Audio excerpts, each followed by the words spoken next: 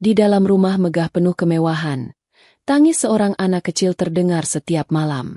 Namanya Nadia, putri tunggal seorang CEO terkenal. Umurnya baru 5 tahun, tapi nasibnya begitu kejam. Dokter memvonis ia akan buta selamanya. Setiap malam sang ibu menangis di depan ranjang putrinya, memohon keajaiban yang tak kunjung datang. Namun siapa sangka, harapan itu justru muncul dari seorang pria miskin, lusuh, dan dianggap gila. Ia datang tanpa diundang, membawa keyakinan aneh, bahwa ia bisa mengembalikan penglihatan Nadia hanya dengan sentuhan dan doa.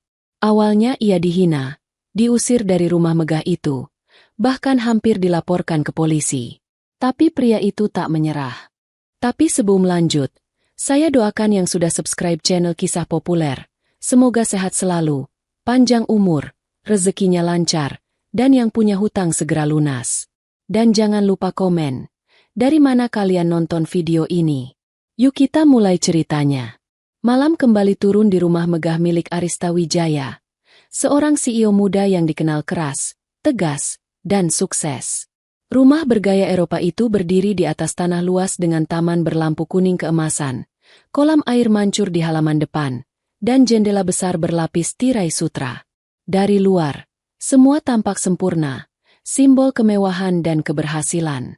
Tapi di balik dinding megah itu, ada satu suara yang menghantui setiap malam, tangisan kecil seorang anak.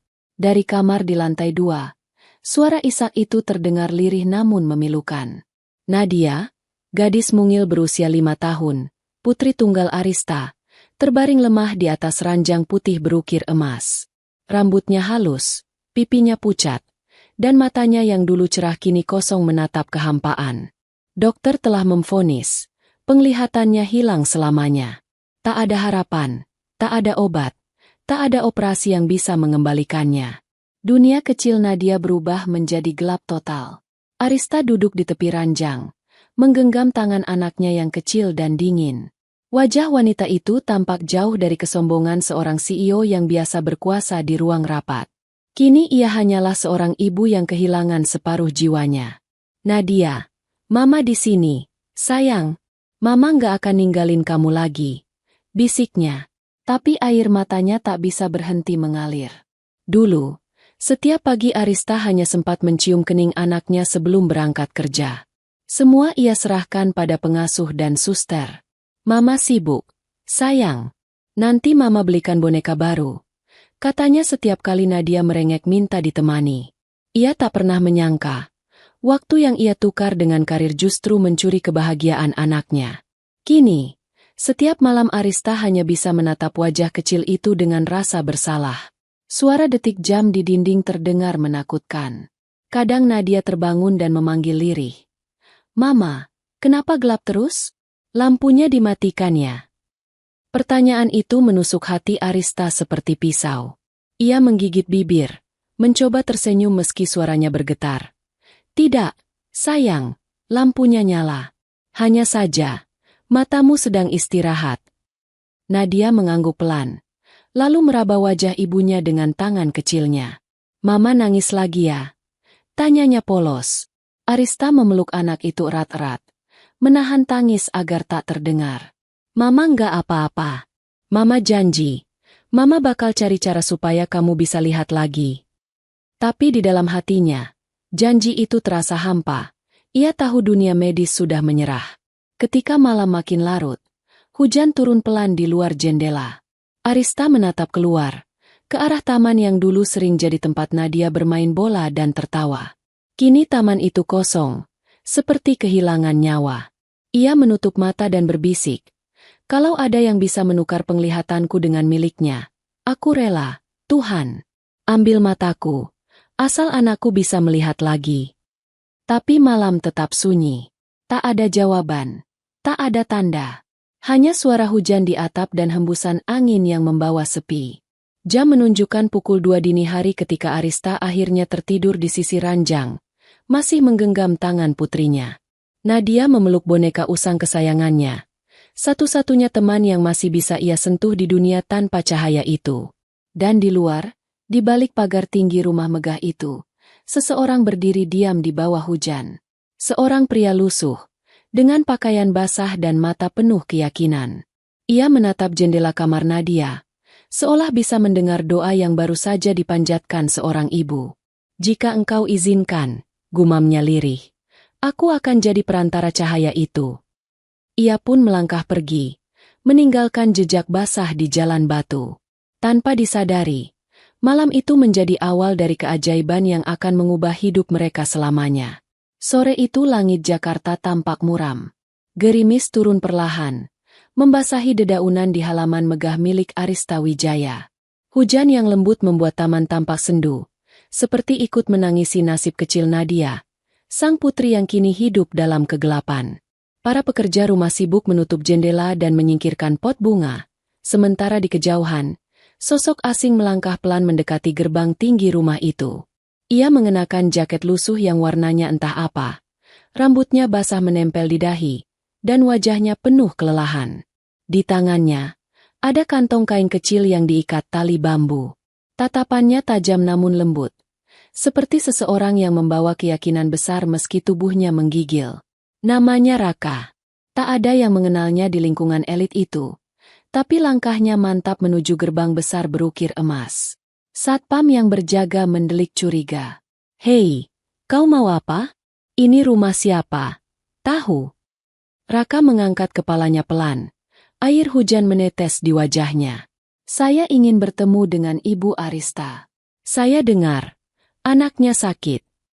Satpam tertawa mengejek. "Lalu kau siapa? Dokter dari mana?"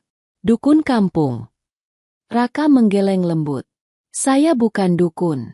Saya hanya seseorang yang ingin menolong." Mendengar itu, Satpam semakin kesal. "Orang gila. Pergi sana. Jangan bikin masalah."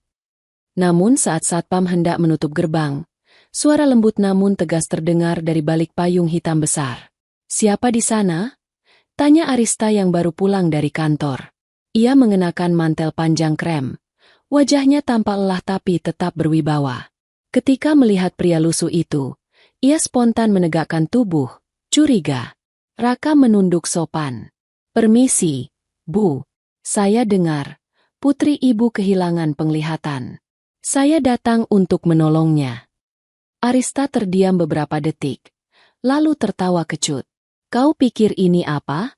Rumah amal?" Suaranya naik 1 oktav. Penuh amarah yang ditahan. "Pergi, sebelum aku panggil polisi. Anakku sudah diperiksa dokter terbaik, dan kau datang dengan pakaian compang-camping ingin menolong? Dasar gila." Raka tetap diam. Tatapannya tak berubah. Tidak takut, tidak marah. "Saya tahu Ibu tidak percaya. Tapi saya datang bukan untuk uang, bukan untuk nama. Saya hanya ingin mencoba, dengan izin Tuhan." Kalimat itu justru membuat Arista semakin geram. "Dengan izin Tuhan? Jadi kau mau bilang semua dokter itu salah?" Raka menggeleng pelan. "Tidak, Bu. Tapi kadang, Tuhan bekerja lewat cara yang tak masuk akal manusia." Arista menatapnya dari kepala hingga kaki. Pakaian kotor, sandal jepit usang, wajah penuh lumpur. "Kau pikir dengan pakaian lusuhmu, aku akan percaya?" serunya tajam. Ia memberi isyarat kepada Satpam. "Usir dia." Satpam menarik lengan Raka kasar, tapi pria itu tidak melawan. Ia hanya berkata pelan, "Kalau Ibu berubah pikiran, saya tinggal di gubuk dekat Kali Cempaka. Saya hanya ingin menolong, itu saja." Arista berpaling, tak ingin mendengarnya lagi. Hujan makin deras. Raka berjalan menjauh tanpa payung. Langkahnya lambat namun pasti, meninggalkan jejak kaki berlumpur di jalan batu. Beberapa saat kemudian, Arista masih berdiri di depan pintu rumah, menatap punggung pria itu yang perlahan menghilang di balik kabut hujan. Entah mengapa, kata-kata, "izin Tuhan," itu terus terngiang di telinganya. Tapi egonya menolak percaya. Ia menutup payungnya, berbisik pada dirinya sendiri. Orang miskin selalu bicara soal Tuhan, tapi di dunia nyata, yang bisa menolong hanya uang dan ilmu. Namun malam itu, ketika ia menatap Nadia yang tertidur dengan mata kosong, hatinya bergetar aneh. Ia mulai berpikir, Bagaimana jika orang itu benar? Dan di kejauhan, di bawah jembatan kecil yang rembes air, Raka menatap langit yang kelam sambil menggenggam kantong kainnya. Di dalamnya, ada ramuan kecil dan sebuah doa kuno yang diajarkan ayahnya dulu. Ia menatap lurus ke arah rumah megah itu. Suatu hari, mereka akan tahu bahwa mukjizat bukan milik orang berjas, tapi milik hati yang tulus. Hujan terus turun, seolah menyembunyikan awal dari takdir besar yang akan mempertemukan dua dunia, antara kesombongan dan ketulusan, antara cahaya dan kegelapan. Malam itu, setelah diusir dari rumah megah keluarga Wijaya, Raka kembali ke gubuk reot di pinggiran kota. Atapnya bocor, lantainya dari papan yang berderit setiap kali diinjak, dan cahaya yang menerangi hanyalah lentera kecil di pojok ruangan. Ia duduk bersila di lantai, menatap ke langit yang mulai berhenti menangis. Butiran air masih jatuh dari ujung atap, menetes ke wadah kaleng di depannya dengan ritme yang teratur. "Ya Allah, aku tahu aku bukan siapa-siapa," bisiknya lirih. "Tapi Engkau yang menitipkan kemampuan ini padaku. Jika benar Engkau ingin aku menolong anak itu, bukalah jalan, meski sekecil cahaya lilin di malam gelap." Raka menatap tangannya sendiri, kasar dan kotor. Namun di baliknya ada keyakinan yang tak bisa dijelaskan. Ia teringat masa lalu. Bagaimana dulu ia pernah belajar pengobatan tradisional dari ayahnya, seorang tabib desa yang sederhana tapi berhati bersih. "Ilmu bukan untuk sombong," pesan sang ayah dulu. "Ilmu hanya akan bekerja bila niatmu untuk menolong, bukan untuk diakui." Sementara itu, di rumah megah Arista, suasana muram terus menyelimuti. Setiap sudut terasa dingin dan sunyi, meski lampu kristal bergemerlapan. Arista duduk di kursi dekat ranjang Nadia, memandangi anaknya yang terlelap. Di meja sebelahnya, deretan botol obat dan laporan dokter menumpuk. Semua hasilnya sama, tidak ada harapan. Suster pribadi Nadia berbisik hati-hati. "Ibu, ada beberapa orang menawarkan terapi alternatif dari luar negeri. Tapi risikonya tinggi dan biayanya luar biasa besar." Arista menggeleng lesu. "Tak perlu. Aku sudah habiskan semua untuk dokter terbaik. Kalaupun Tuhan mau menolong, pasti bukan lewat orang-orang aneh seperti kemarin itu." Ia mencoba meyakinkan dirinya sendiri, namun di hatinya masih terngiang suara pria lusuh itu. Tuhan bekerja lewat cara yang tak masuk akal manusia. Beberapa hari berlalu. Hujan berhenti. Tapi kesedihan tetap menggantung di rumah itu. Suatu malam, Nadia terbangun. Suaranya pelan, hampir seperti bisikan. "Mama." Arista yang sedang tertidur di kursi segera mendekat. "Ya, sayang? Sakit lagi?" Nadia menggeleng. "Enggak, Ma. Aku ingin lihat pelangi lagi. Yang warna-warni itu, yang dulu Mama bilang datang setelah hujan." Arista tertegun. Air matanya langsung menetes. Ia mencoba tersenyum, menyentuh rambut anaknya yang halus. "Nanti, kalau kamu sudah sembuh, Mama janji tunjukin pelangi paling indah di dunia." "Tapi Mama, gimana kalau aku nggak bisa sembuh?" tanya Nadia polos. "Berarti aku nggak akan pernah lihat pelangi lagi." Pertanyaan itu seperti menampar Arista. Ia menunduk, menahan sesak di dada. Tangannya bergetar, menggenggam jari kecil putrinya erat-erat. "Tidak, sayang, jangan bilang begitu." Suaranya pecah. "Mama janji. Mama akan cari cara apapun supaya kamu bisa lihat lagi. Sekalipun harus bayar dengan seluruh harta Mama." Namun setelah Nadia tertidur kembali, Arista duduk termenung lama. Air matanya menetes membasahi bantal anaknya. Ia tahu, semua dokter sudah angkat tangan. Harapannya nyaris punah. Tapi entah kenapa, di benaknya muncul wajah seseorang. Pria berpakaian compang-camping, berdiri di bawah hujan sambil menunduk sopan, dengan tatapan penuh keyakinan. "Bagaimana kalau dia benar?" bisiknya sendiri. "Bagaimana kalau aku yang salah selama ini?"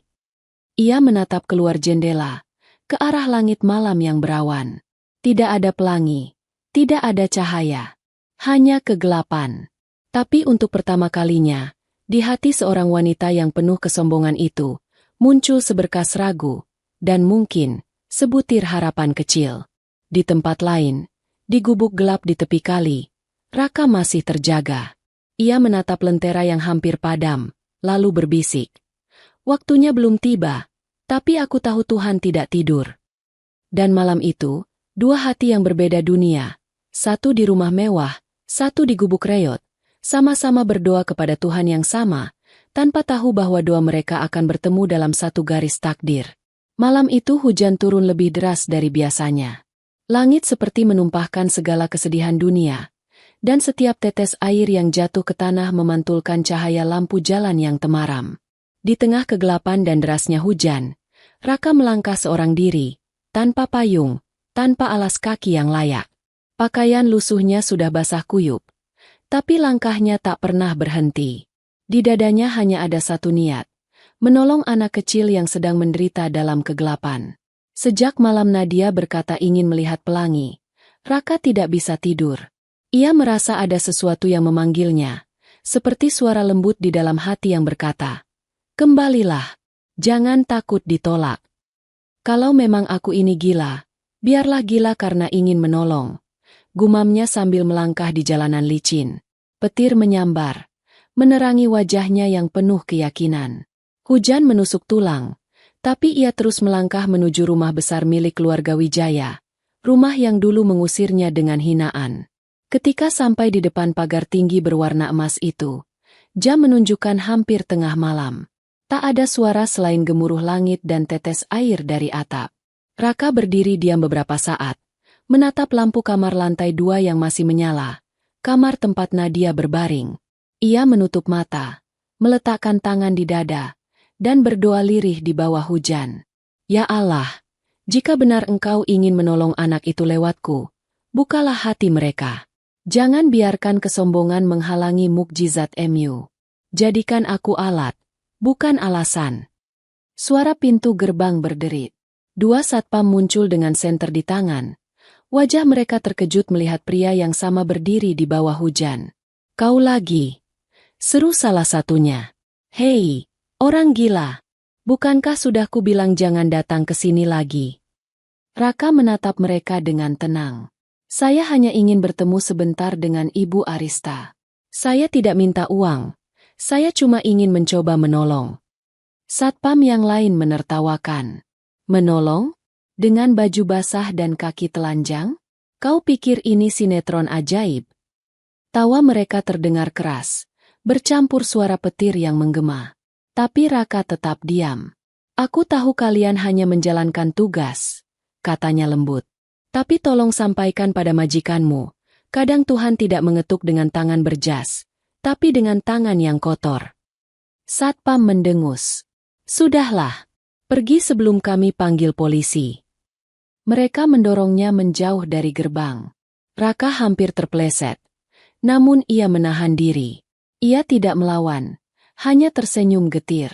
Setelah gerbang kembali tertutup, Raka duduk di bawah pohon besar dekat pagar. Hujan terus mengguyur, membuat tubuhnya menggigil hebat. Tapi hatinya tetap hangat oleh keyakinan. "Aku tidak akan menyerah," gumamnya sambil menatap langit kelam. "Anak itu harus sembuh, bukan karena aku hebat, tapi karena aku tahu Tuhan tidak pernah meninggalkan doa orang yang tulus." Di dalam rumah, Arista terbangun karena suara petir. Ia bangkit dari kursinya dan berjalan ke jendela. Dari balik kaca, samar-samar ia melihat sosok seseorang duduk bersandar di bawah pohon, diterpa hujan. Arista menyipitkan mata, dan hatinya bergetar. Pria itu lagi," katanya pelan. Ia hampir membuka tirai, tapi gengsi dan takut membuatnya mundur. Tidak mungkin dia kembali hanya untuk berdoa. Orang seperti itu pasti ingin sesuatu. Namun Nadia yang setengah terjaga tiba-tiba berkata lirih, "Mama, ada orang di luar ya? Aku dengar suaranya. Kayak orang yang lagi berdoa." Arista menatap putrinya, lalu kembali ke jendela. Tapi hujan terlalu lebat untuk melihat jelas. "Tidak ada siapa-siapa. Sayang, tidurlah lagi," katanya sambil membenarkan selimut. Sementara di luar, Raka tetap duduk, menggigil dalam hujan. Ia menatap lentera di kejauhan dan berdoa sekali lagi. Tuhan, aku tak tahu bagaimana Engkau akan bekerja. Tapi aku percaya, jika cinta bisa menyembuhkan luka, maka ketulusan juga bisa menyalakan cahaya dalam kegelapan. Fajar mulai menyingsing perlahan. Hujan berhenti, tapi tubuh Raka sudah kedinginan. Ia bangkit perlahan, menatap rumah besar itu untuk terakhir kali sebelum berjalan kembali ke arah jembatan. Di wajahnya ada lelah, tapi juga ketenangan. Ia tahu, walau tak diterima malam itu, pintu takdir sudah mulai bergetar. Dan di dalam rumah, untuk pertama kalinya sejak berminggu-minggu, Nadia tersenyum kecil dalam tidurnya, seolah merasakan kehangatan seseorang yang sedang mendoakannya dari kejauhan. Pagi itu udara di rumah megah keluarga Wijaya terasa berat. Aroma obat dan antiseptik memenuhi kamar Nadia. Mesin oksigen berdesis pelan di sisi ranjang, sementara monitor jantung memantulkan garis yang bergetar lemah. Dokter pribadi keluarga, Dr. Samuel, menatap layar monitor dengan dahi berkerut. Di sekelilingnya, dua perawat berdiri tegang, menunggu instruksi. Tekanan darahnya turun, detak jantung melemah, ujar dokter dengan nada cemas. Kami sudah berikan semua terapi, tapi tubuhnya tak merespons. Arista berdiri di ujung ranjang, wajahnya pucat, tangan gemetar memegang bahu putrinya yang kecil. Tolong, Dok, lakukan apa saja. Saya tak peduli berapa biayanya. Selamatkan anak saya.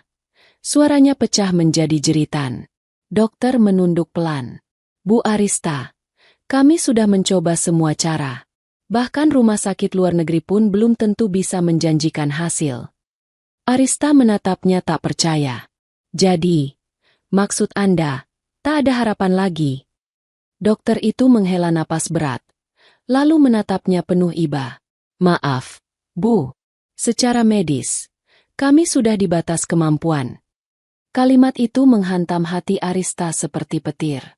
Ia memeluk putrinya erat-erat, menangis histeris di sisi ranjang. Tidak, jangan bilang begitu. Anak saya masih bisa diselamatkan. Tolong, lakukan sesuatu. Para perawat menunduk, menahan air mata. Mereka sudah terlalu sering melihat keajaiban medis tak datang, dan kini hanya bisa menyaksikan seorang ibu kehilangan harapan. Arista jatuh berlutut di lantai, rambutnya berantakan, matanya sembab. Ia menatap langit-langit kamar dengan pandangan kosong. Kenapa, Tuhan? Kenapa harus anakku? Aku punya segalanya. Tapi kalau Engkau mau ambil apapun, ambillah hartaku, jabatanku, jangan anakku. Dalam keheningan yang menyesakkan itu, Nadia yang lemah tiba-tiba berbisik lirih. Ma. Arista segera mendekat. Ya sayang, Mama di sini. Ma. Gelapnya makin tebal. Aku capek. Arista menangis terseduh, menggenggam tangan mungil itu. Tidak, jangan tidur. Mama mohon, jangan tinggalin Mama. Tapi Nadia hanya tersenyum kecil dan tertidur lagi. Hening. Hanya suara detak jam di dinding yang terdengar, mengiringi isak pilu Arista. Tiba-tiba, dari balik pikirannya yang kacau, muncul satu wajah. Wajah seseorang yang pernah berdiri di bawah hujan, pria lusuh yang dulu ia hina dan usir. Tatapan matanya yang tenang, suaranya yang lembut, kini bergema jelas di kepala Arista. Tuhan bekerja lewat cara yang tak masuk akal manusia. Arista terlonjak. Ia berdiri cepat, memanggil satpam yang berjaga. Cepat, cari pria itu. Suaranya keras dan gemetar. Pria lusuh yang dulu datang bawa kantong kain. Cari dia, sekarang juga. Para satpam saling berpandangan bingung. Yang dulu ibu usir, maksudnya. Ya, yang kalian hina dan usir. Cari dia kemanapun. Aku tak peduli siapa dia, dukun atau orang gila sekalipun. Asal dia bisa tolong anakku, cari dia sekarang. Salah satu satpam bergegas keluar rumah, berlari di bawah panas matahari yang mulai menembus awan. Ia bertanya ke penjaga komplek, ke pedagang di pinggir jalan, tapi tak ada yang tahu siapa pria itu. Dia cuma datang semalam, Pak, ujar satpam lain. Habis diusir, Dia langsung pergi ke arah jembatan. Arista menunggu di teras rumah, berdiri dengan mata sembab dan wajah penuh penyesalan. Setiap mobil lewat, ia menatap berharap. "Di mana kau, orang aneh?" gumamnya lirih. "Kenapa justru sekarang, saat aku butuh, kau menghilang?" Menjelang sore, para satpam kembali dengan tangan kosong. "Maaf, Bu. Kami sudah keliling sampai ke pasar dan gang belakang, tapi tak ada yang kenal pria itu." Arista jatuh terduduk. Air matanya kembali mengalir. Tidak mungkin.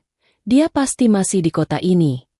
Sementara itu, di seberang sungai, Raka duduk di depan gubuk kecilnya, menatap air keruh yang mengalir tenang. Di tangannya masih tergenggam kantong kain lusuh yang berisi ramuan dan doa. Ia batuk kecil. Tubuhnya menggigil karena semalam kehujanan. Tapi di wajahnya tak ada penyesalan, hanya ketenangan. "Belum waktunya," gumamnya pelan. "Kalau mereka memang ditakdirkan percaya, Tuhan sendiri yang akan memanggilku kembali ke sana." Matahari tenggelam perlahan, meninggalkan langit jingga keemasan. Di kejauhan, lonceng gereja berdentang, bersahutan dengan azan maghrib yang menggema dari masjid kecil di kampung sebelah. Dua dunia yang berbeda, satu tenggelam dalam kemewahan dan keputusasaan, satu lagi dalam kemiskinan dan ketenangan, mulai bergerak menuju pertemuan yang ditulis takdir. Dan malam itu, sebelum menutup mata, Arista berdoa dalam tangis. "Tuhan, kalau pria itu memang utusan MU, kembalikan dia padaku. Aku rela buang semua kesombonganku, asal Engkau beri aku satu keajaiban." Di tempat lain, Raka pun berdoa di atas sajadah bututnya. "Tunjukkan jalan, ya Allah. Jika Engkau izinkan, aku akan kembali, meski harus melawan badai." Langit malam menjadi saksi dua doa yang berbeda tempat, tapi menuju Tuhan yang sama. Dan disinilah takdir mulai menyiapkan keajaiban besar yang akan segera terjadi. Malam itu, langit seperti retak oleh amarah Tuhan. Hujan turun deras, membasahi seluruh kota.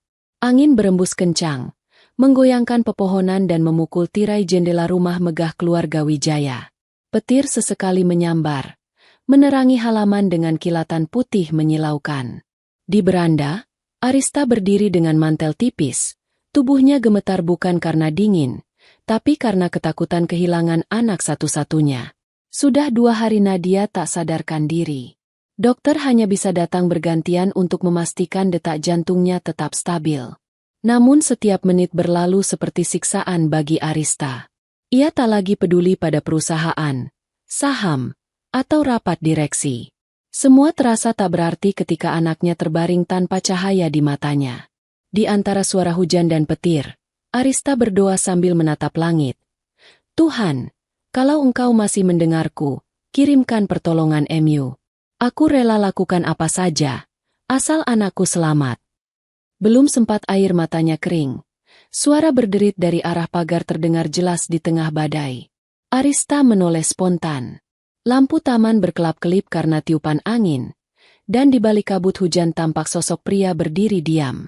Tubuhnya basah kuyup, rambutnya menempel di wajah, dan di tangannya tergenggam kantong kain kecil yang dulu sempat ia bawa.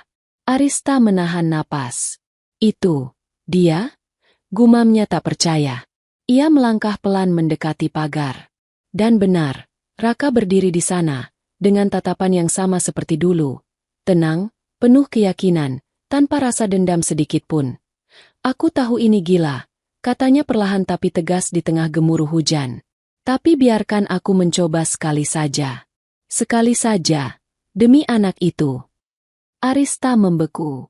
Semua harga diri, gengsi, dan kemarahan yang dulu menutup hatinya runtuh seketika.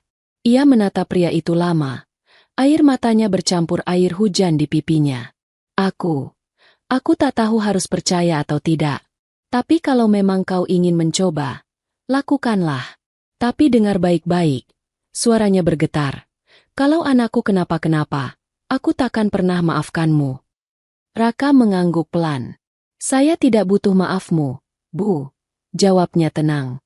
"Saya hanya ingin melihat anak itu bisa melihat dunia lagi. Saya hanya ingin menjadi jalan, bukan penyebab." Arista menatapnya dalam diam. Untuk pertama kalinya, ia melihat sesuatu di mata pria itu, bukan kegilaan, tapi ketulusan yang dalam dan tulus dari hati yang bersih. Ia membuka gerbang perlahan, dan tanpa berkata apa-apa, memberi isyarat agar Raka masuk. Ketika Raka melangkah ke dalam halaman, langkahnya berat karena sepatu yang basah dan tanah yang becek. Namun di setiap langkahnya, ada keyakinan yang tumbuh. Ia tahu, malam itu bukan malam biasa. Sesampainya di ambang pintu, Arista berhenti. Nadia di kamar lantai 2, katanya dengan suara bergetar. Dokter sudah pergi. Semua orang di rumah ini sudah menyerah. Aku hanya punya kau sekarang. Raka menunduk hormat. Terima kasih sudah memberi izin, Bu. Sisanya, biarkan Tuhan yang bekerja. Mereka menaiki tangga perlahan. Setiap anak tangga terasa seperti jarak antara dunia logika dan dunia iman. Di ruang tengah, beberapa pembantu rumah menatap heran. Ada yang berbisik, ada yang menahan tawa, melihat wanita kaya yang dulu menolak keras, kini membawa masuk pria miskin di tengah malam. Tapi Arista tak peduli. Ia hanya tahu satu hal, harapan telah datang, meski lewat tangan yang dulu ia hina. Ketika mereka tiba di kamar Nadia, suasana hening. Lampu meja menyala redup. Tubuh kecil Nadia terbaring lemah di bawah selimut putih. Napasnya tersengal pelan. Arista berdiri di sisi ranjang, sementara Raka berlutut di dekat kaki ranjang, menatap anak itu dengan mata teduh. Boleh saya sentuh tangannya? Tanya Raka sopan. Arista mengangguk pelan. Lakukan apa yang perlu kau lakukan. Raka memejamkan mata. Ia menyentuh tangan kecil itu dengan lembut. Dalam hati, ia berdoa tanpa suara, sementara hujan di luar terus mengguyur dunia, seolah seluruh alam ikut menahan napas menunggu apa yang akan terjadi. Dan di detik itu, di tengah badai dan air mata, takdir mulai bergerak. Malam semakin larut. Hujan di luar belum juga berhenti, bahkan makin deras, seolah langit pun ikut berduka. Di dalam kamar bernuansa putih itu, suasana begitu sunyi hingga suara detak jarum jam terdengar jelas. Hanya lampu kecil di meja yang memberi sedikit cahaya, bergetar setiap kali petir menyambar. Di sisi ranjang, Raka duduk bersila. Pakaiannya masih basah, namun ia tidak peduli. Ia menatap wajah kecil Nadia, gadis 5 tahun yang kini terbaring lemah, seolah diambang antara hidup dan mati. Napasnya pelan, matanya tertutup, bibirnya pucat. Sementara di sisi lain, Arista berdiri dengan mata sembab, menatap dengan campuran harapan dan ketakutan. Raka menundukkan kepala. Anak ini tidak butuh obat lagi, Bu, katanya pelan. Yang dia butuh hanyalah doa dan cinta. Arista menggenggam ujung ranjang, tubuhnya gemetar. Kalau memang itu bisa menolongnya, lakukan. Aku mohon, Raka. Raka menutup matanya. Suara hujan menjadi seperti nyanyian suci di telinganya. Tangannya perlahan terangkat, menggenggam kantong kecil yang selalu ia bawa, berisi daun kering, minyak herbal, dan secari kertas bertuliskan ayat-ayat yang diwariskan mendiang ayahnya. Ia mengeluarkan setetes minyak dan mengusapkannya ke ujung jarinya. Dengan izin Tuhan yang Maha Menyembuhkan, bisiknya lirih, nyaris tenggelam oleh suara badai di luar. Ia menyentuh mata kecil Nadia dengan sangat lembut, seperti menyentuh kelopak bunga. Suhu tubuhnya dingin, namun di balik sentuhan itu, ada energi hangat yang seolah memancar. Raka terus berdoa dalam hati, bibirnya bergerak tanpa suara. Beberapa detik berlalu, lalu lampu kamar tiba-tiba bergetar, meredup, lalu menyala terang kembali. Angin seperti berhembus lewat celah jendela. Arista terkejut, dadanya berdebar. Ada apa ini? Serunya panik. Tapi Raka tidak membuka matanya. Ia tetap berdoa. Keringat bercampur air hujan menetes di wajahnya. Tiba-tiba Nadia bergerak. Tubuh kecil itu bergetar, dan dari mulutnya keluar suara lirih. Mama! Arista mendekat cepat. Nadia! Sayang, kau dengar Mama? Nadia membuka matanya perlahan. Bola matanya yang dulu tampak kosong kini memantulkan cahaya samar. Ia mengangkat tangannya pelan, menggapai ke arah lampu di langit-langit. "Mama, aku bisa lihat cahaya." Arista menahan napas, tak percaya dengan apa yang didengarnya. "Apa yang kau bilang, sayang?" Nadia tersenyum lemah. Air matanya menetes. "Ada cahaya. Ma, terang banget, seperti pelangi." Arista menutup mulutnya. Suaranya tercekat di tenggorokan. "Ya Tuhan!" Ia langsung memeluk putrinya erat-erat sambil menangis histeris. Tapi kali ini bukan karena putus asa, melainkan karena keajaiban. Para pembantu dan perawat yang mendengar jeritan itu berlari masuk, terpaku melihat pemandangan di depan mereka. Nadia menatap sekeliling, menatap wajah ibunya untuk pertama kali setelah berbulan-bulan. "Mama, cantik banget," katanya polos. Semua orang membeku. Tak ada yang berani bicara. Arista hanya bisa memandang Raka yang duduk di lantai dengan mata terpejam, menunduk, seolah sedang berbicara dengan langit. "Bagaimana bisa?" bisik Arista penuh air mata. Raka membuka matanya perlahan. Tatapannya lembut, tenang, tapi penuh kelelahan. Ia tersenyum lirih. "Bukan saya yang menyembuhkan, Bu, tapi keyakinan dan kasih seorang ibu. Doa yang lahir dari air mata lebih kuat dari obat manapun." Arista menatapnya lama, tak tahu harus berkata apa. Rasa malu, kagum, dan syukur bercampur jadi satu. Hujan di luar mulai reda, petir berhenti, dan cahaya lembut dari langit menembus tirai jendela, seolah Tuhan mengirimkan pelangi malam itu. Raka perlahan berdiri, mengambil kantong kecilnya. "Tugas saya sudah selesai," katanya pelan. Anak itu sudah menemukan cahayanya kembali. Arista menahan langkahnya. "Jangan pergi. Aku belum sempat berterima kasih." Raka menunduk hormat. "Terima kasih tak perlu diucapkan pada manusia, Bu. Cukup sampaikan pada Tuhan." Dan malam itu, untuk pertama kalinya setelah sekian lama, tangis di rumah megah itu bukan lagi tangis kesedihan, melainkan tangis syukur. Keesokan paginya, matahari bersinar terang setelah semalam badai besar melanda. Namun sinar mentari yang menembus tirai kamar Nadia pagi itu terasa berbeda. Hangat, menenangkan, dan penuh makna. Untuk pertama kalinya dalam berbulan-bulan, Nadia bisa melihat dunia lagi. Ia duduk di tepi ranjang, matanya berbinar menatap sekeliling. Boneka, bunga, dinding, dan wajah sang ibu. "Mama, semuanya terang. Aku bisa lihat." Serunya riang. Arista menutup mulut. Air matanya mengalir deras. Ia memeluk anaknya erat-erat, menciumi rambutnya berkali-kali. "Ya Tuhan, ini nyata. Kau kembalikan cahaya anakku." Kabar itu menyebar cepat, terlalu cepat.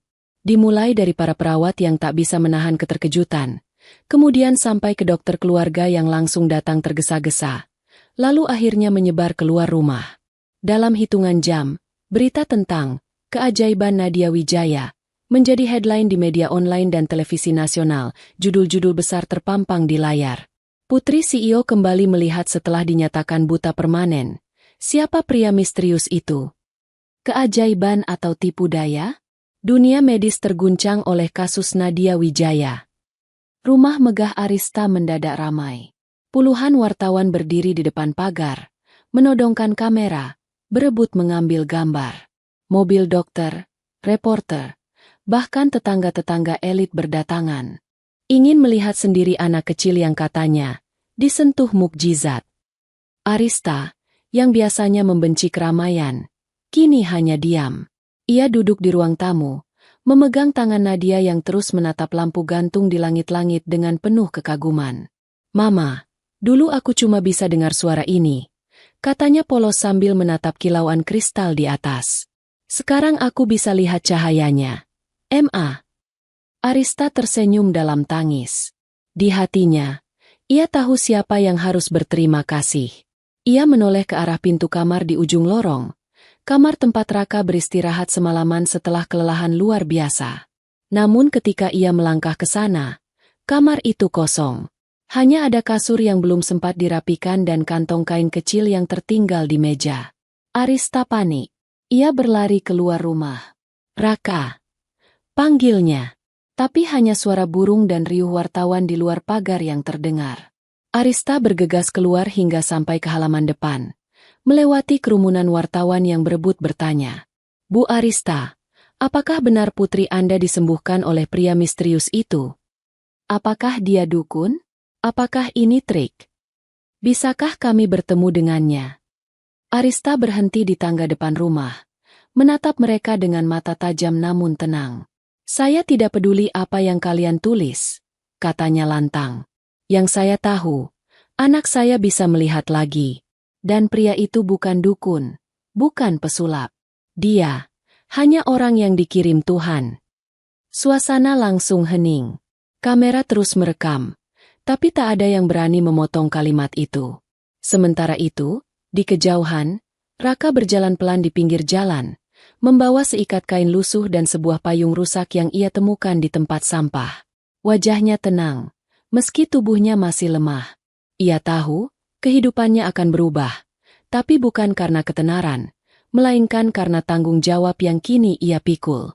Saat ia menyeberang jalan kecil menuju terminal, seseorang memanggil di belakang. Raka, tunggu. Ia berhenti. Arista berlari mendekat. Mantel panjangnya terbang tertiup angin. Nafasnya tersengal, tapi matanya penuh rasa syukur. Tunggu, aku belum sempat berterima kasih, katanya dengan suara serak. Raka menunduk, menatap tanah. Tidak perlu, Bu. Saya hanya melakukan apa yang Tuhan suruh. Tapi kau menyelamatkan anakku. Raka tersenyum tipis. Yang menyelamatkan bukan saya, Bu. Saya hanya tangan yang dipakai Tuhan untuk menjawab doa ibu. Arista terdiam. Ia tak tahu harus berkata apa. Hujan kecil mulai turun lagi, seolah langit ingin menyembunyikan air matanya.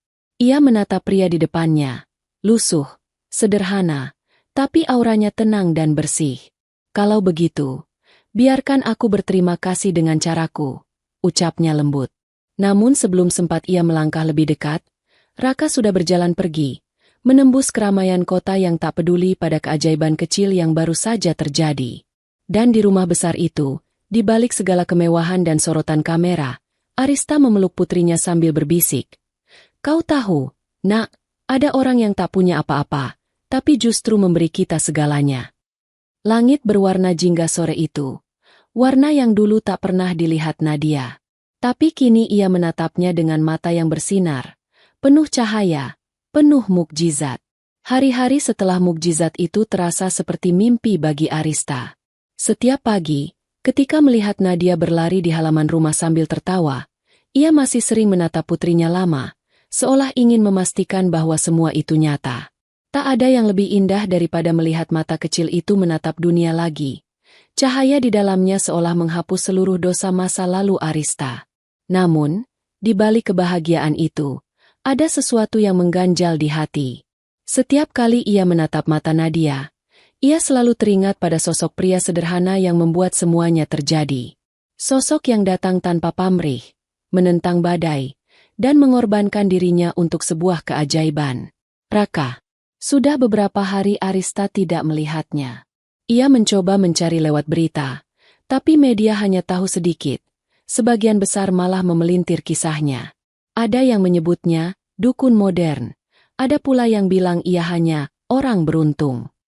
Arista tahu semua itu salah. Ia tahu Raka bukan penipu, bukan pencari perhatian. Ia adalah pria dengan hati paling tulus yang pernah ia temui. Suatu pagi, Arista mengambil keputusan. Ia meninggalkan jas mahal dan mobil mewahnya, mengenakan pakaian sederhana, lalu menyetir sendiri menuju pinggiran kota, tempat terakhir kali ia melihat Raka berjalan pergi. Setelah bertanya ke beberapa pedagang, seorang ibu tua menunjukkan arah. Kalau yang suka nolong orang tanpa minta bayaran itu, tinggal di gubuk dekat kali, Bu. Sering bantu anak-anak sakit di sini. Arista mengikuti petunjuk itu hingga tiba di kawasan kumuh di tepi sungai. Di sana, di antara deretan rumah papan yang hampir roboh, ia melihat sosok yang dikenalnya. Raka, sedang membalut kaki anak kecil dengan kain bersih. Ia tersenyum kepada bocah itu, menepuk kepala kecilnya dengan lembut. Sudah, Jangan nangis. Nanti lukanya sembuh, katanya lembut. Arista berdiri di kejauhan, memandangi pemandangan itu dengan mata berkaca. Betapa kontras dunia mereka. Dirinya hidup di kemewahan, sementara pria itu berjuang di antara penderitaan orang-orang kecil. Namun entah kenapa, Arista merasa justru disinilah letak kemuliaan sesungguhnya. Ketika Raka menoleh, ia tampak terkejut. "Ibu, datang ke sini." Arista melangkah mendekat, membawa kantong besar berisi makanan dan pakaian. "Aku datang bukan untuk wawancara atau mencari berita. Aku hanya ingin tahu bagaimana kau hidup." Raka tersenyum tenang. "Begitulah, Bu. Saya hidup dari memberi. Kadang saya bantu orang sakit. Kadang saya bantu bangun rumah mereka. Saya tidak punya banyak, tapi cukup untuk bertahan." Arista menatap sekeliling. Gubuk kecil itu sangat sederhana, tapi bersih dan tertata. Ada rak kecil berisi botol-botol ramuan, tumpukan buku medis lama, dan foto seorang pria tua di dinding. "Itu ayahmu?" Raka mengangguk. "Beliau seorang tabib desa. Dari kecil saya diajarkan bahwa menolong orang adalah bentuk ibadah paling tinggi. Saya sempat kuliah kedokteran, tapi berhenti karena tak sanggup bayar biaya semester. Akhirnya, saya lanjutkan ilmu ayah dengan cara sendiri." Arista tertegun. "Kenapa tak bilang dari awal?" Raka tersenyum kecil. "Kalau saya bilang, ibu takkan percaya. Waktu itu ibu masih menilai orang dari pakaian dan status, bukan dari niatnya."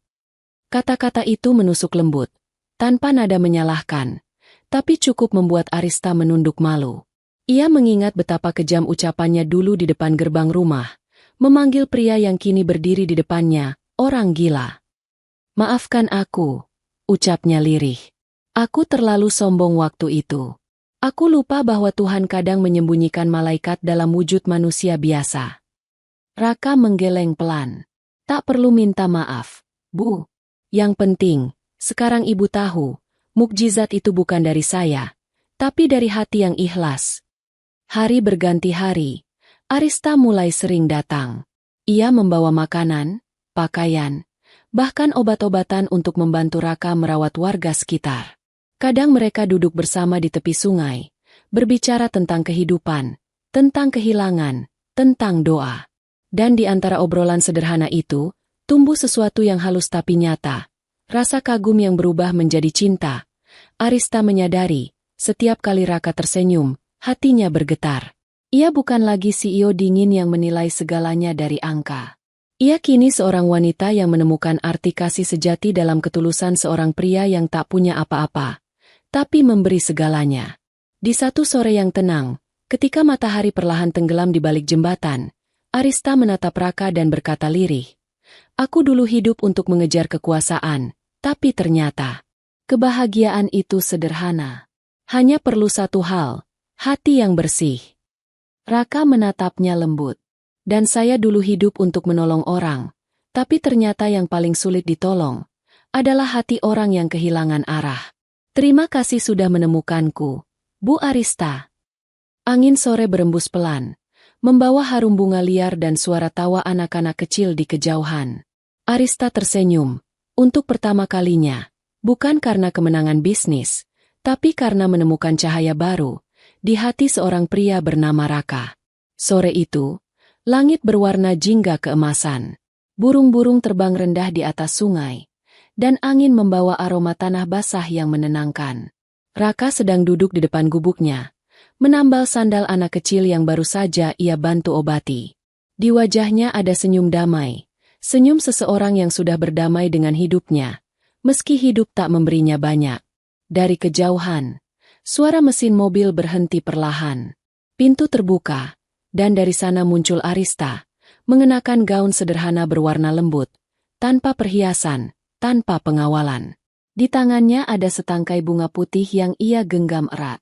Raka menatapnya dengan sedikit terkejut. "Ibu datang sendiri?" Arista tersenyum lembut. "Kali ini, bukan ibu CEO yang datang. Hanya seorang wanita yang ingin berterima kasih."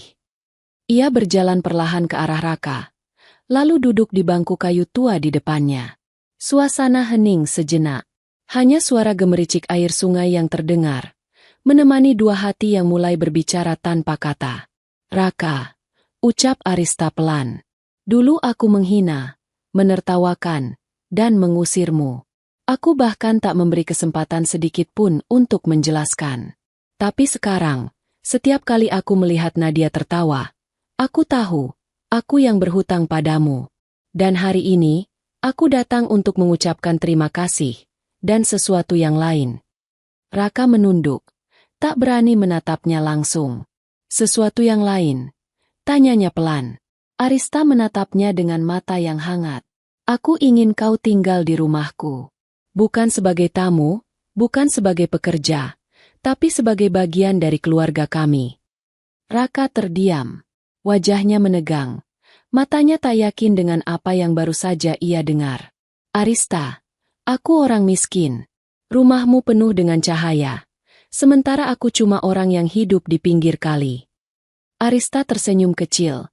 Suaranya lembut namun tegas. "Dan aku wanita yang pernah punya segalanya, tapi kehilangan maknanya. Aku punya rumah besar, tapi tak punya kedamaian. Punya uang, tapi tak punya cinta. Sekarang, aku hanya ingin sesuatu yang nyata. Aku ingin memberikannya padamu, hatiku." Kata-kata itu mengguncang hati Raka lebih kuat dari badai manapun.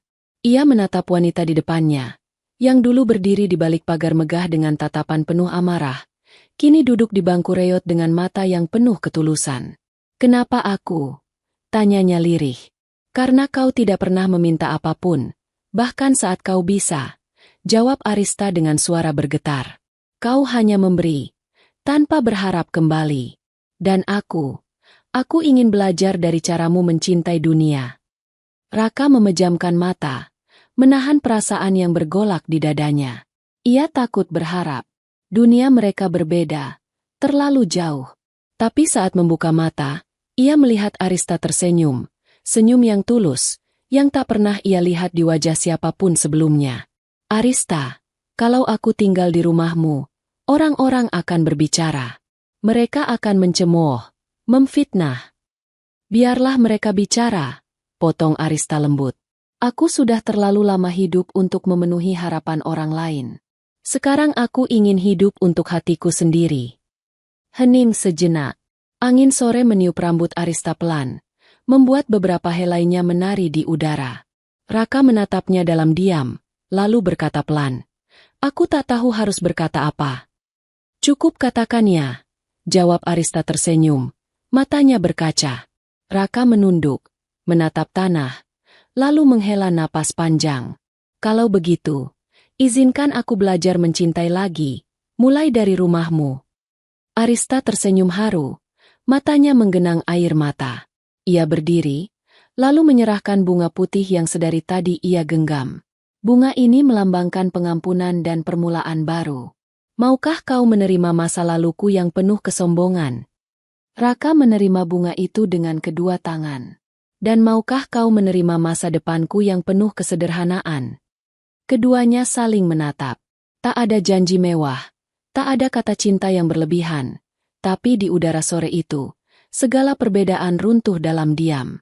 Dua dunia yang dulu terpisah oleh dinding status kini bertemu di jembatan yang bernama ketulusan. Saat matahari tenggelam perlahan, Arista berkata lembut, "Besok, aku akan jemput kau dan anak-anak yang sering kau bantu. Aku ingin rumahku menjadi tempat mereka juga." Raka menatapnya dengan kagum. "Kau sungguh berubah, Arista."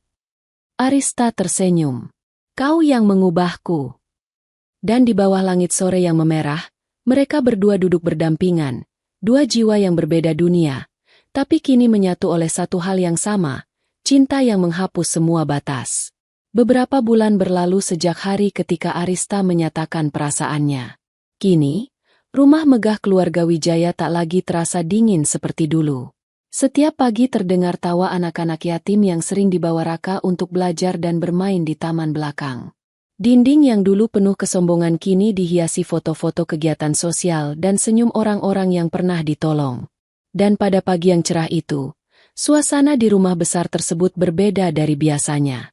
Halaman belakang yang dipenuhi bunga melati dan mawar putih kini berubah menjadi pelaminan sederhana, dikelilingi lampu gantung kecil yang memantulkan cahaya lembut. Tak ada hiasan mewah, tak ada orkestra mahal, hanya suara gamelan pelan dan harum bunga yang menenangkan hati.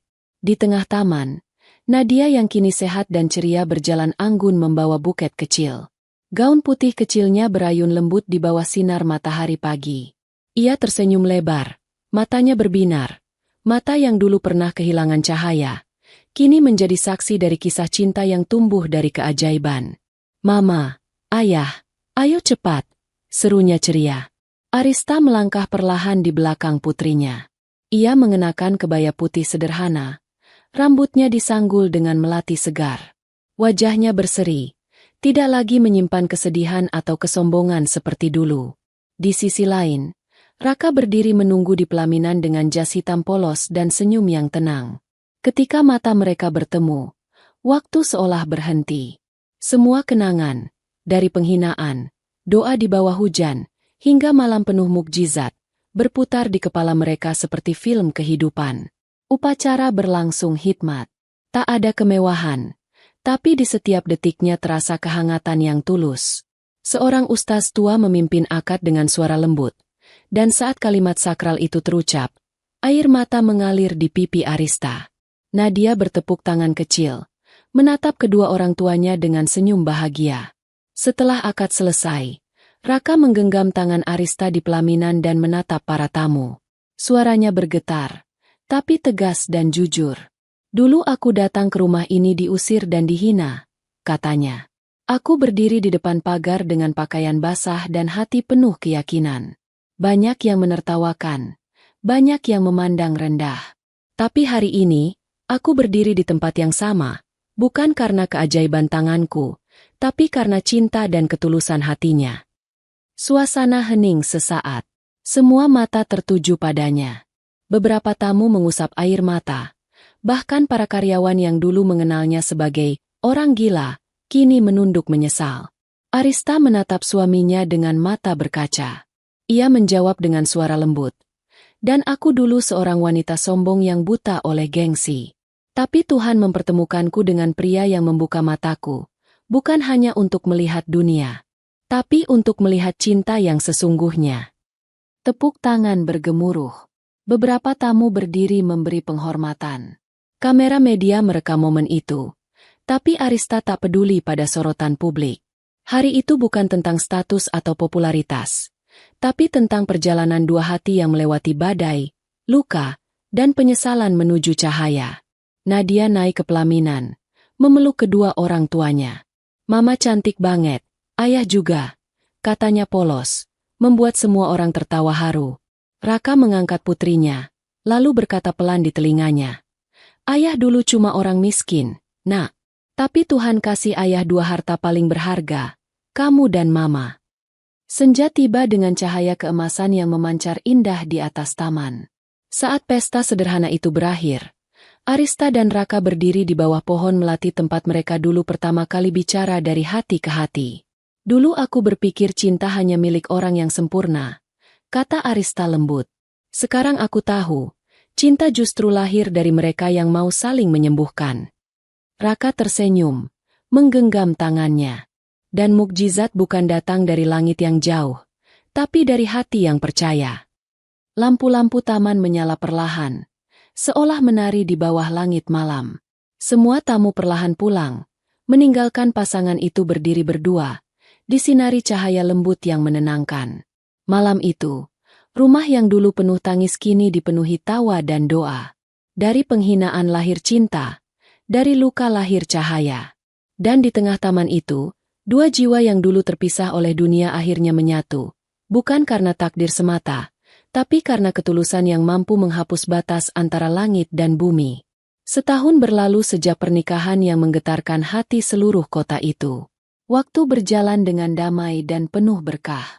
Rumah besar keluarga Wijaya kini bukan lagi simbol kemewahan semata, melainkan tempat penuh kasih, tawa, dan pengharapan. Dari sana lahir berbagai kegiatan sosial, terutama sebuah lembaga baru yang mereka dirikan dengan penuh cinta, Cahaya Nadia Foundation. Yayasan itu berdiri di pusat kota. Bangunan bercat putih dengan logo sederhana berupa dua tangan memegang cahaya. Arista yang dulu dikenal sebagai CEO dingin kini menjadi sosok lembut yang aktif membantu anak-anak penderita kebutaan. Ia sering turun langsung ke lapangan, mendatangi rumah sakit, panti asuhan, bahkan pelosok desa untuk memberi bantuan. Sementara Raka, sang suami, menjadi jantung dari yayasan itu. Ia melatih relawan, meracik ramuan herbal untuk terapi, dan memberikan penyuluhan gratis. Ia selalu berkata, ilmu tanpa empati hanyalah angka. Tapi kasih tanpa ilmu bisa jadi cahaya. Nama mereka mulai dikenal bukan karena kekayaan, tapi karena kebaikan. Surat kabar menulis tentang mereka dengan judul, Dari Luka Jadi Cahaya, keluarga yang mengubah air mata jadi harapan. Bisnis Arista pun berkembang pesat. Tapi kini ia tak lagi mengejar keuntungan. Di setiap laporan keuangan perusahaan, selalu ada pos tetap untuk dana sosial. Keuntungan sejati bukan di angka, katanya kepada para direksi, tapi di berapa banyak senyum yang bisa kita pulihkan. Suatu hari, di halaman yayasan, Raka dan Arista berdiri di depan ratusan anak-anak yang berkumpul untuk perayaan ulang tahun pertama, Cahaya Nadia Foundation. Di barisan depan, Nadia berdiri dengan gaun putih, membawa mikrofon kecil. Dulu aku tidak bisa melihat cahaya, katanya polos namun lantang. Tapi sekarang aku tahu, cahaya itu bukan cuma di mata, tapi di hati. Karena ayah dan mama ajarin aku, kalau cinta bisa menyembuhkan apapun. Tepuk tangan riuh menggema. Raka menatap putrinya dengan mata berkaca, sementara Arista menunduk, menahan tangis bahagia. Mereka berdua tahu, mukjizat yang terjadi bukan hanya tentang penglihatan yang kembali, tapi juga tentang jiwa yang disembuhkan. Malamnya, setelah semua tamu pulang, suasana rumah kembali tenang. Hanya cahaya lampu taman yang menyoroti wajah keluarga kecil itu. Nadia duduk di pangkuan ayahnya di teras belakang, menatap bintang-bintang yang berkelip di langit. Ayah, katanya lembut. Dulu waktu aku nggak bisa lihat apa-apa, aku takut banget. Tapi sekarang aku bisa lihat semuanya. Bintang, bulan, wajah mama, semua indah. Raka mengusap kepala anak itu, tersenyum hangat. Yang terpenting, nak, jangan pernah buta hatimu lagi. Karena hati yang gelap bisa lebih menakutkan daripada mata yang tertutup. Arista yang duduk di samping mereka menatap suaminya dengan pandangan penuh cinta. Kau mengajarkan hal-hal yang bahkan aku tak pelajari di seluruh sekolah bisnis dan universitas ternama, katanya sambil tersenyum. Raka tertawa kecil. Aku hanya belajar dari hidup, dari luka, dan dari doa. Mereka bertiga kemudian menatap langit bersama. Di antara bintang-bintang yang berkelip, seolah ada cahaya yang lebih lembut dan hangat, seperti pantulan cinta yang mereka tanam dengan air mata dan ketulusan. Dari lelaki miskin yang dulu diusir dari pagar rumah, kini Raka berdiri sejajar dengan para dermawan besar kota. Tapi ia tidak pernah berubah. Setiap pagi ia tetap menjemput anak-anak yayasan dengan mobil van sederhana, menyalami mereka satu persatu, dan berkata, setiap mata punya cerita, setiap hati punya cahaya. Sementara Arista, yang dulu hanya percaya pada kekuasaan dan logika, kini menjadi wanita yang paling dihormati bukan karena jabatan, melainkan karena kebaikan. Banyak orang datang kepadanya bukan untuk urusan bisnis, tapi untuk meminta nasihat kehidupan. Dan Nadia, gadis kecil yang dulu kehilangan dunia, kini tumbuh menjadi simbol harapan. Dalam setiap seminar atau acara sosial, orang-orang selalu menyebut namanya sebagai bukti nyata bahwa mukjizat masih ada, bukan dari tangan manusia, tapi dari cinta yang tulus. Malam itu, sebelum tidur, Nadia menulis kalimat di buku hariannya. Aku pernah hidup dalam gelap, tapi ayah dan mama menunjukkan bahwa cahaya bukan dari mata, melainkan dari hati yang mencintai. Raka menatap tulisan itu diam-diam, lalu memeluk putrinya lembut. Terima kasih, Tuhan, bisiknya. Engkau telah mengubah luka kami menjadi cahaya. Langit malam bersinar lembut di atas rumah keluarga kecil itu. Di antara bintang yang berkerlip, tampak sepasang mata kecil, mata yang dulu kehilangan cahaya, kini memantulkan cinta, mukjizat, dan harapan abadi.